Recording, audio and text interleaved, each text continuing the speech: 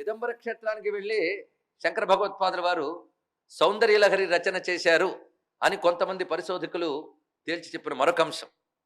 ఎందుకంటే సుందరి అని పేరున్నటువంటి తల్లి ఈ క్షేత్రంలోనే ఉంది, కామసుందరి.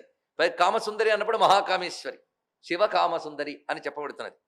అయితే ఉమాపతి అనే అతను కుంచితాంఘ్రి స్తవం రచిస్తే దానికి డేవిడ్ స్మిత్ ప్రతి పదానికి అద్భుతమైన వ్యాఖ్యానం రచించాడు ఇంగ్లీష్లో. అది చదవడం జరిగినది.